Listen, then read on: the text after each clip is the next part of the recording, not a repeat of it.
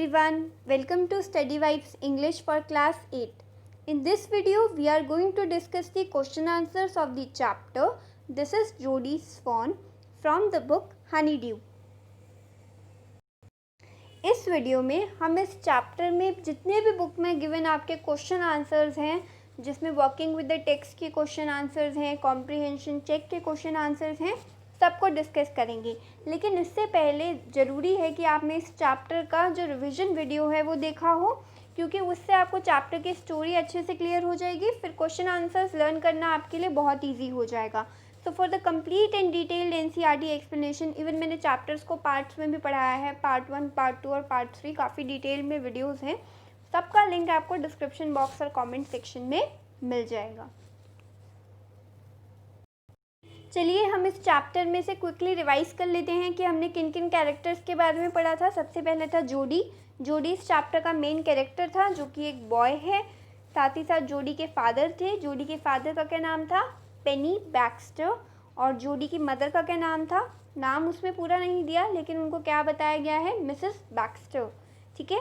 यहाँ पर स्टोरी में एक डॉक्टर का भी एक छोटा सा रोल है, ज़्यादा बड़ा रोल नहीं है। उनका नाम क्या था? Doctor Wilson. और साथ ही साथ एक हॉर्स राइडर, जो शायद जोडी के फैमिली फ्रेंड दिखाए गए हैं इस स्टोरी में। ठीक है। जो जोडी को हॉर्स पर बिठाकर फॉरेस्ट में लेके जाते हैं, उनका क्या नाम था? मिल व्हील। ठीक है। तो इस चैप्टर की जो राइटर हैं वो है मार्जोरी किनन राउलिंग्स। और सबसे पहले आता है पेज नंबर 89 पर कॉम्प्रिहेंशन चेक का फर्स्ट क्वेश्चन। ये क्वेश्चन क्या है? What had happened to Jody's father. अगर आपने चैप्टर का रिवीजन वीडियो देख लिया है तो ये क्वेश्चन आंसर्स आपके लिए बहुत ईजी हैं। तो जोडी के फादर को क्या हुआ था? तो हमको अच्छे से पता है स्टोरी से कि जोडी के फादर को एक रैटल स्नेक ने काट लिया था। जो रैटल स्नेक होता है, अगर वो किसी को काट ले तो उसका जो पॉइजन है वो बॉडी में बहुत जल्दी से फैल जाता है, जिसकी वजह से ही जोडी के जो फादर थे उनको एक डो को मारना पड़ा और उसके हार्ट और लिवर का यूज़ करके उनकी बॉडी से पॉइजन को निकाला गया। नेक्स्ट आता है question number 2, how did the doe save Penny's life. अब वो जो डो थी, डो का क्या मतलब होता है? डो का मतलब होता है एक फीमेल डियर, एक हिरणी। उसने पेनी की यानी कि जोडी के पापा की लाइफ को कैसे बचाया, उनकी ज़िंदगी को कैसे बचाया? तो हम आंसर में लिखेंगे कि Penny use the liver and heart of the doe to draw out the poison. कि जो पेनी थे उन्होंने क्या करा? उन्होंने क्या यूज़ करा? उन्होंने लिवर और हार्ट का यूज़ किया। उस डो के, उस हिरनी के लिवर और हार्ट की वजह से ही, उसका यूज़ करते ही उनकी बॉडी से पॉइजन को निकाला जा सका। फिर आता है question number 3, why does Jody want to bring the fawn home. Jody क्यों चाहता था कि वो उस फॉन को, उस हिरण के बच्चे को अपने घर पर ले आए? तो आंसर में आप लिखेंगे कि Jody wanted to bring the fawn home because he thought it would be ungrateful to leave it to starve. Jody और उसके फादर ने क्या किया था? जब वो फॉरेस्ट में गए थे और रैटल स्नेक ने काट लिया था, तो उस डो को मार दिया था और उस डो के लिवर और हार्ट का यूज़ करते ही उनकी बॉडी से पॉइजन निकाला गया था। लेकिन उनको पता था कि उस जो डो है उसका एक छोटा सा फॉन भी है, और उनको इसी बात की चिंता थी कि अगर हमने उस फॉन को जंगल में ऐसे ही छोड़ दिया तो हो सकता है वो भूख के मारे मर जाए या कोई उसका शिकार कर ले। इसीलिए वो उसको अपने घर लाना चाहते थे, उसको अपने घर पर ही रखना चाहते थे, उसका पालन पोषण करना चाहते थे, क्योंकि ये बहुत ज़्यादा अनग्रेटफुल होता, अच्छा नहीं होता कि अगर वो उसको वहाँ पर स्टार्व यानी कि भूखा मरने के लिए छोड़ देते। फिर आता है question number 4, how does Jody know the fawn is a male. अब जोडी जो है वो मिल व्हील को बताता है कि क्या हमें वो फ़ोन मिल जाएगा। वो ऐसे भी तो बोल सकता था, क्या हमें वो फ़ोन मिल जाएगी। जोडी कैसे इतना श्योर था कि वो जो फ़ोन है वो एक मेल ही है? तो जोडी इसलिए श्योर था क्योंकि उसको पता था कि वो जो फ़ोन है उसकी बॉडी पर जो स्पॉट्स हैं वही बता रहे हैं कि वो एक मेल है। क्योंकि जोडी के फादर ने उसको बताया था कि the spots of a male are in a line whereas of doe fawn they are every which way. अगर आप किसी मेल फॉन को देखोगे तो उसकी बॉडी पर जो स्पॉट्स होते हैं वो एक लाइन में बने होते हैं, जो धब्बे होंगे वो एक लाइन में होंगे। और अगर आप किसी फीमेल फॉन को देखेंगे तो हर डायरेक्शन में फैले होते हैं, एक लाइन में नहीं होते, जो भी उसकी बॉडी पर स्पॉट्स होते हैं। ठीक है। आई होप आपको ये समझ में आए होंगे। फिर आते हैं हम पेज नंबर 90 के क्वेश्चंस पर। तो ये क्वेश्चन है कि how did Jody bring the fawn back home. वो जोडी जो था वो फ़ॉन को अपने घर वापस कैसे लाया? हमें स्टोरी से ये तो पता है कि वो उसे अपने घर ले आया था क्योंकि उसे उसकी चिंता थी, लेकिन वो उसको कैसे लाया था? क्या वो उसको गाड़ी में बिठा के लाया था? नहीं। तो आंसर में हम लिखेंगे कि Jody held the fawn in his arms and brought him back home. हमें स्टोरी से अच्छे से पता है कि जोडी ने क्या करा था, उसको अपनी आर्म्स में उठाया था, जिसकी वजह से जोडी के आर्म्स में दर्द भी होने लगा था और वो इसी तरीके से वो उसको अपने घर तक लेकर आया था। फिर आता है question number second, Jody was filled with emotion after he found the fawn. Can you find at least 3 words और phrases which show how he felt? Jody को एक अलग सा इमोशन फील हो रहा था, वो बहुत ज़्यादा इमोशनल हो गया था जैसे ही वो उस फ़ॉन से मिल चुका था। ठीक है, तो आपको स्टोरी में से ये 3 वर्ड्स या 3 ऐसी लाइनें बतानी हैं जो ये बताती हैं कि जोडी के लिए उस फ़ॉन के साथ क्या कनेक्शन था और क्या इमोशंस उसके सामने आ रहे थे। तो आंसर में हम ये लिखेंगे कि Jody was light headed with joy, wanted to fondle it, to run and romp with it. कि जो जोडी था उसका सिर जो है वो काफ़ी हल्का हो गया था, उसको पहले काफ़ी ज़्यादा टेंशन थी कि वो फ़ोन मिलेगा या नहीं मिलेगा, लेकिन जैसे ही वो फ़ोन उसको मिल गया वो लाइट हेडेड हो गया, यानी कि उसके जो मन था उसमें खुशी भर गई, वो एकदम खुश हो गया। वो चाहता था कि वो उस फ़ोन को फॉन्डल करे, उसके साथ खेले और साथ ही साथ उसके साथ भागे, उसके साथ जंप करे, उसके साथ मज़े करे।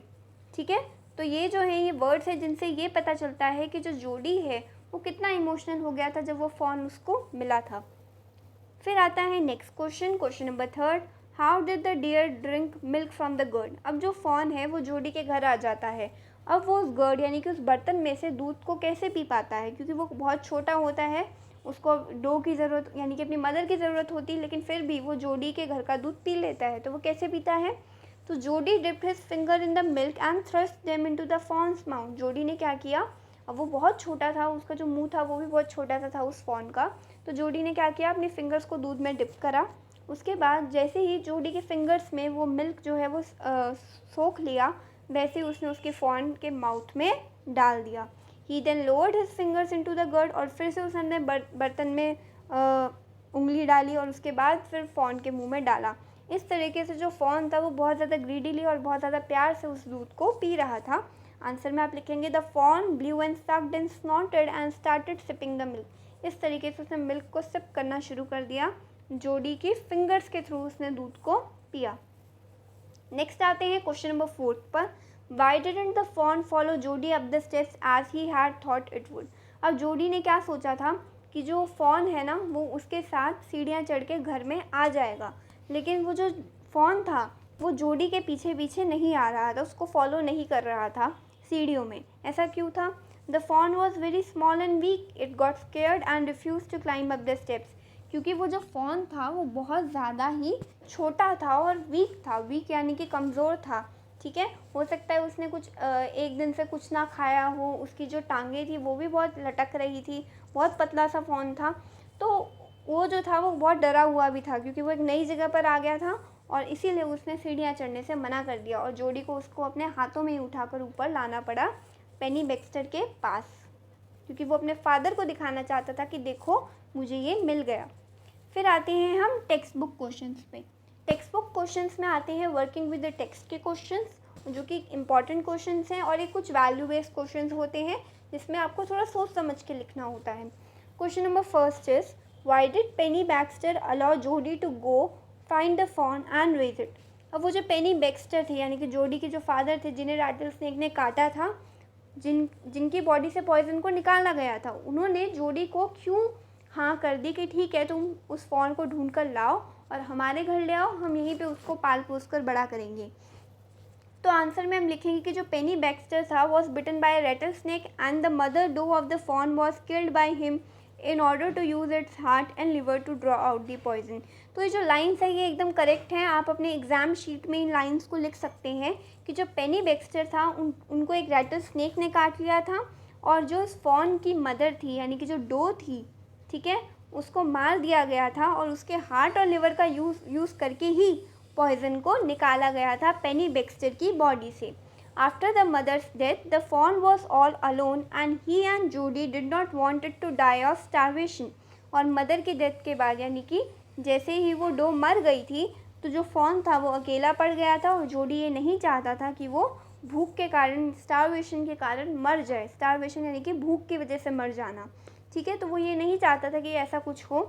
इसीलिए पेनी ने जोडी को कहा कि इंसानियत के नाते हमें उस फ़ोन को घर लाना चाहिए और जो लॉस हुआ है उस फ़ोन का कि उसकी मदर चली गई है मेरी जान बचाने के कारण, तो हमें उसको कंपेंसेट भी करना चाहिए और उसको अपने घर लाकर रेस करना चाहिए, यहीं पर उसको बड़ा करना चाहिए।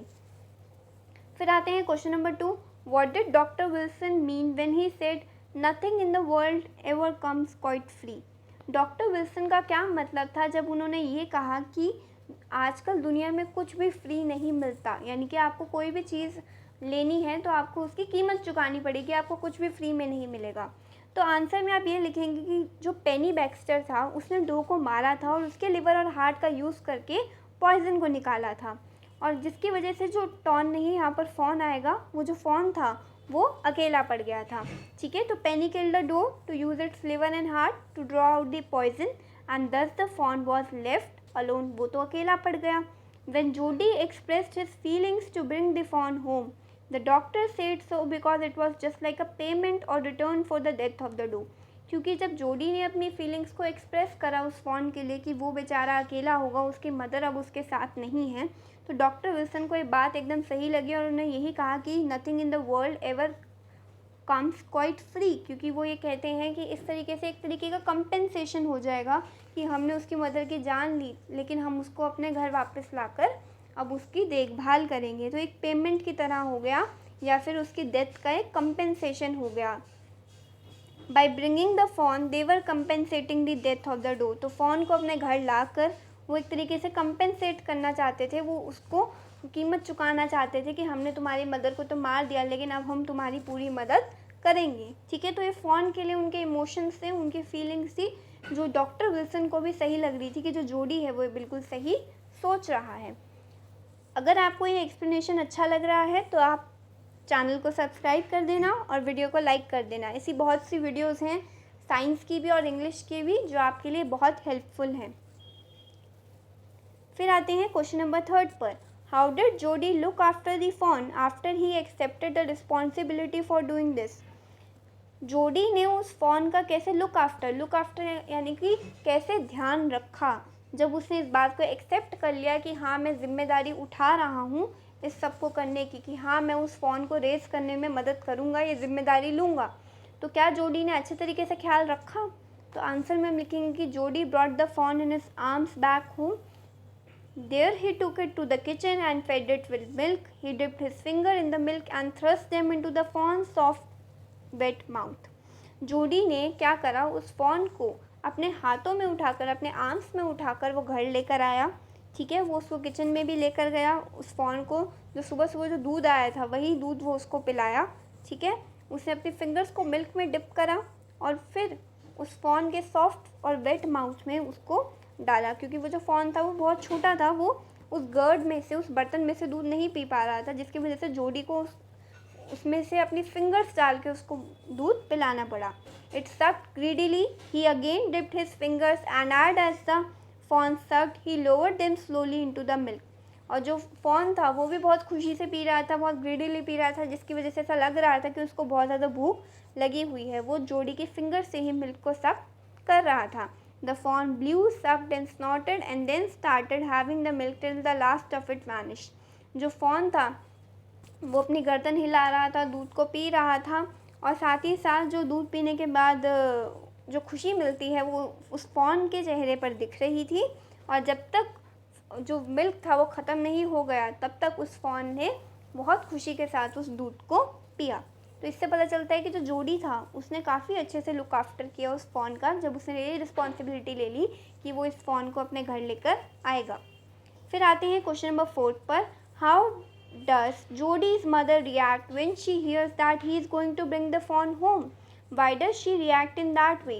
अब जो जोडी था उसने अपने फादर से तो पहले परमिशन ले ली थी कि ठीक है वो उस फ़ॉन को अपने घर ले आएंगे, लेकिन जोडी के फादर ने क्या कहा कि अपनी मदर से भी परमिशन ले लो। जब जोडी अपनी मदर के पास जाता है ये बताने के लिए कि वो उस फ़ॉन को घर लाना चाहता है, तो जोडी की मदर का क्या रिएक्शन होता है जब उनको ये पता चलता है कि जो जोडी है वो ये पहले से ही डिसाइड कर चुका है कि वो फ़ॉन को घर ले आएगा। ठीक है, तो वो जो रिएक्शन है वो आपको इस आंसर में लिखना है।